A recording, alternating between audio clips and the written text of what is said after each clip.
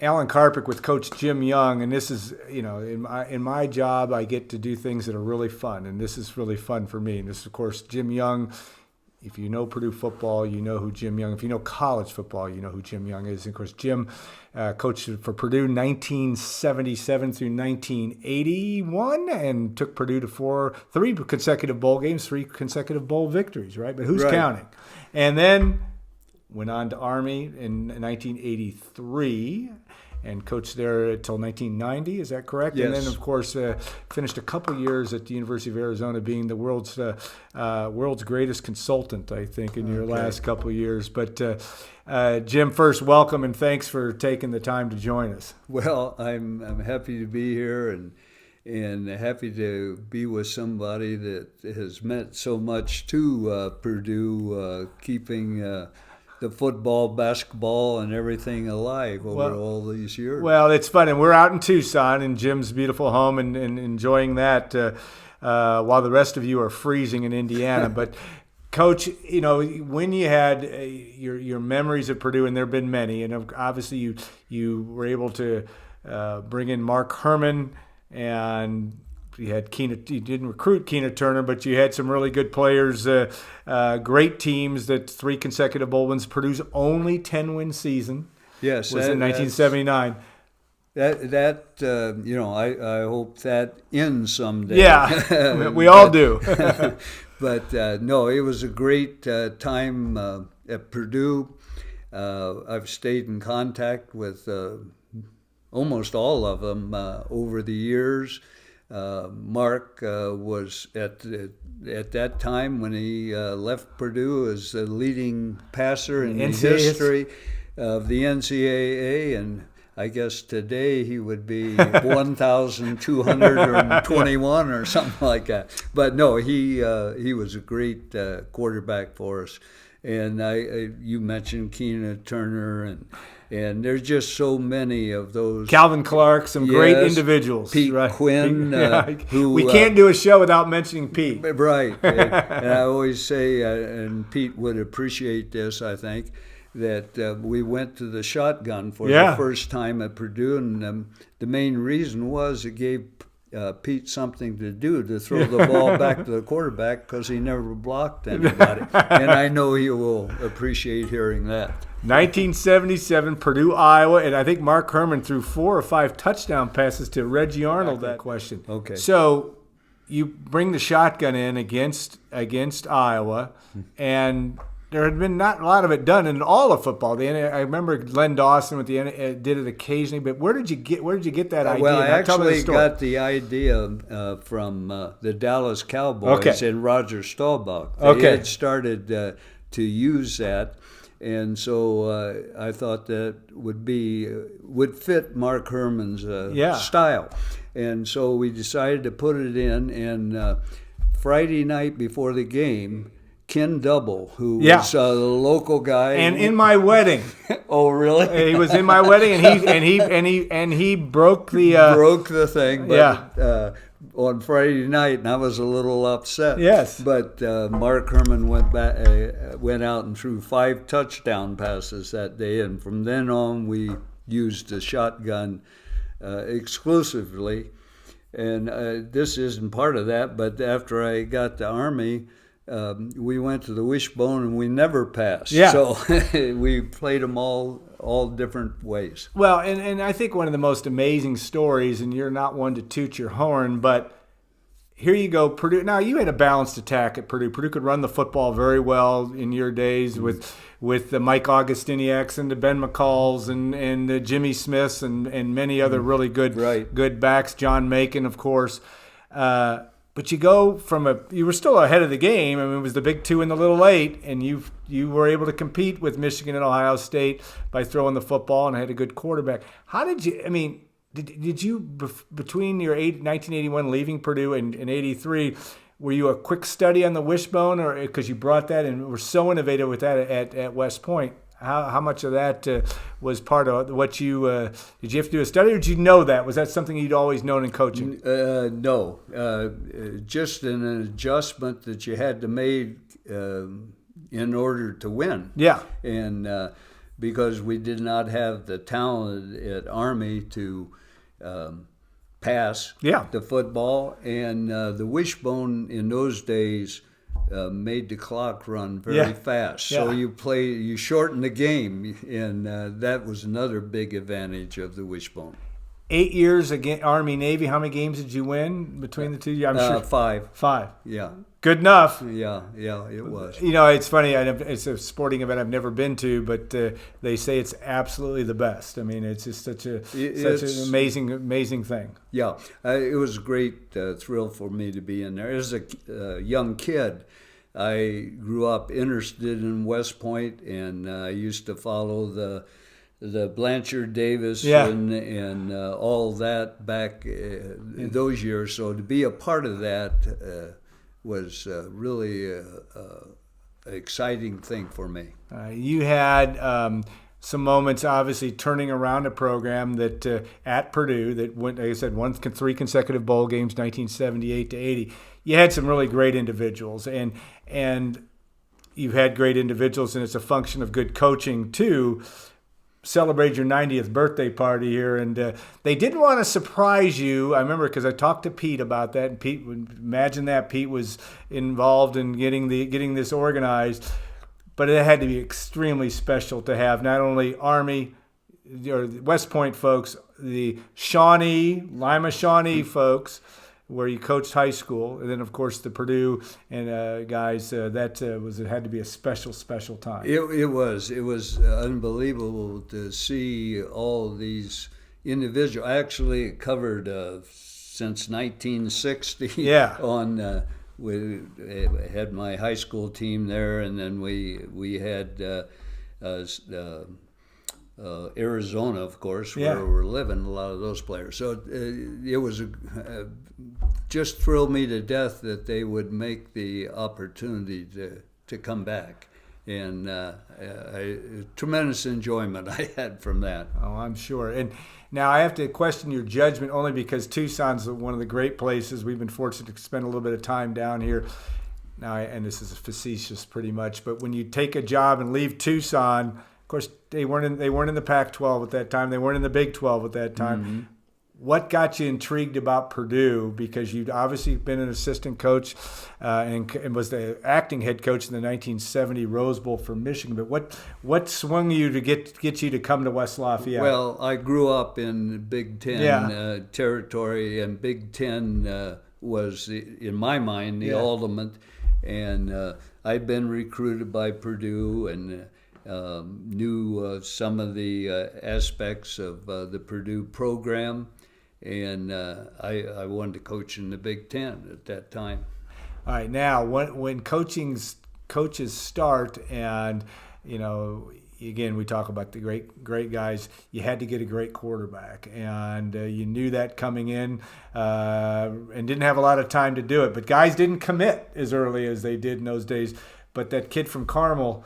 I know Notre Dame was knocking on the door, and obviously Purdue was. But take us through what you remember about recruiting Mark Herman and getting him to come to West Lafayette.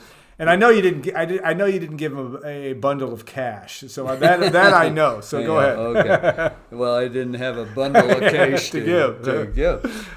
No, the first visit I had after arriving in Lafayette was to go to Carmel and talk to Mark. And Mark and I sort of hit it off in the beginning, I think. Similar personalities, I think. And I showed him films where we were we passed football at Arizona, and we just hit it off.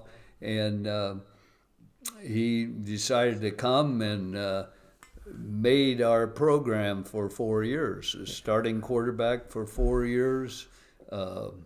A great competitor, a quarterback with one of the great touches in football. Now, he didn't have a overly strong arm, but he had the touch that made him so good. And I'd like to say one thing about him that I bet nobody knows even today. The coaches call the plays. You send guys in. Now it's in the helmet of the quarterback.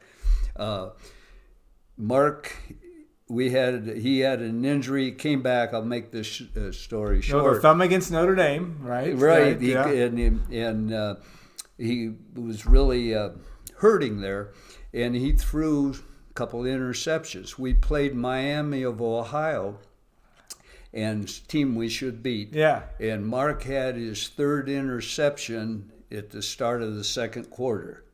And Scott Campbell had done a real good job filling in the Notre Dame game. So I was mad. Yeah. And I was getting ready to put Scott Campbell in.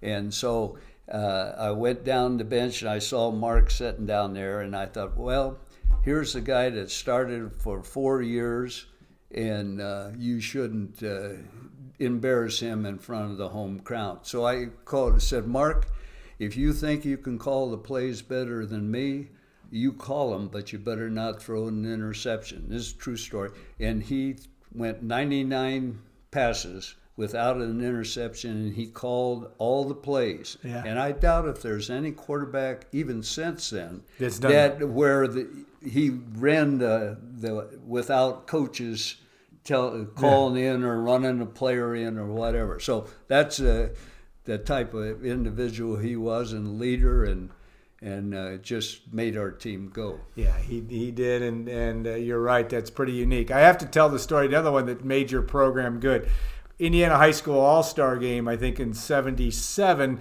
and there were two guys playing it that had already committed to Butler. One guy named John Macon, one guy named Bart Burrell. Right. Right. Tell me that story, because that really also was a key ingredient. Those two guys were obviously terrific college players. But again, that little thing that happens that turns the table, that makes your program from good to great. Well, right. We had been in there and recruited and so forth, and we were done with recruiting, and it was the summer. We're going down to the All-Star Game to watch. Mark was playing in the All-Star Game, and I'm setting up there watching it, and this guy is just running all over everybody. Yeah. And I said, "Who is that guy?" And there was a fans behind us. They said, "Oh, he was going to Indiana State or something." John Macon. And I told Bob Backrath, who recruited, I said, "Go find out about that guy and just get him to Purdue." And then Mark was great, but his receiver was very good too. And I said, "Where is that kid gone?" And they said, "Butler." Yeah. And I said, "Go get him." And so John Macon, who was a 4-year starter for us, Bart Burrell, who's a 4-year starter for us, they actually got recruited about August 1st before the season. Yeah, Bart was headed to Butler. Yep. And got turned around and went to West Lafayette, and the rest is history. Both those guys, all Big Ten level players, and then some. All right, a couple questions, and this could go on for hours about that, but you watched Indiana win the national championship this year. You know coaching, and I'm sure you take your share of Purdue football games anymore when you're watching college football. It's a tough job being a head coach in football today, just because it was a tough when you were doing it, but with the world of NIL and revenue share, Curt Cignetti did about as good a job as you could possibly do at Indiana, without question. But would you this have been a hard adjustment for any coach, even for you, if you'd had that opportunity to coach in today's world? It's a tough job. It's very tough, and I hope we don't lose. We get together. My birthday, we had 100 or so players come. Yeah. And Bart and Mark and the Purdue guys, Pete, they've been out here, played golf with me, and we stayed in contact because we had sort of a bond of fighting and winning. Yeah. And I hope that is, I don't see in a way how that can continue. When you're moving around, you'll have who's your loyalty going to end up being, and that's the part that I think is missed from the football that I knew. Yeah, message that Matt Painter is trying to send and doing a good job of it, but it is a real challenge. All right. So I have great memories of Purdue, and one of the things that's been great about over the last 30 or 40 years, whatever it is now, is we've had many reunions and get-togethers. Now, different players have, Pete Quinn was a big leader in a lot of that, and so a lot of them been out here and played golf with me, and so we've stayed together as a Purdue alumni football. Well, I think it's a great story. The fact that you had that, the disappointment of the loss to Michigan in 1980, where you would have gotten Purdue to the Rose Bowl, and not being a close game against a place that you coached and all that, and then get it together and find a way to beat Indiana and Lee Corso by 1 point. A crazy game. And Mike Marks makes the interception. Yes. You don't forget those things, right? Right. In terms of that, the opportunity to win. What a thrill for me to spend time with the coach. We've been talking off the record conversation would have been really fun, but actually really informative to me. And we're going to do this again. We'll do this every year we can, but it's fun to do this with the coach. And thank you so much for taking the time to join me. I appreciate you making the time available to come out and see me. Yeah, and the legend of Jim Young, but also just the way he has gone about his life. We could do a whole 2-hour podcast about how he's retired, learning. He never stops learning, and that has always made a huge impression on me. But Coach, thanks so much. I want to thank our guests again today, and we appreciate them so much for being a part of the Golden Black Live, and thank our sponsors, Triple X on the Hill, but on the level of Purdue tradition since 1929, and of course State Farm agent Trent Johnson, and also the good folks at WLFI, TJ, Chris Collar, Steve Clark. We appreciate you and all that you do to make this happen on your air. We hope you're all staying warm, and we'll be back next week. Bobby Riddell, I know, will be one of our guests heading into Purdue's men's basketball weekend against Oregon. So we appreciate that, and we hope that you have a safe rest of your weekend, and we'll look forward to next week's show on Golden Black Live.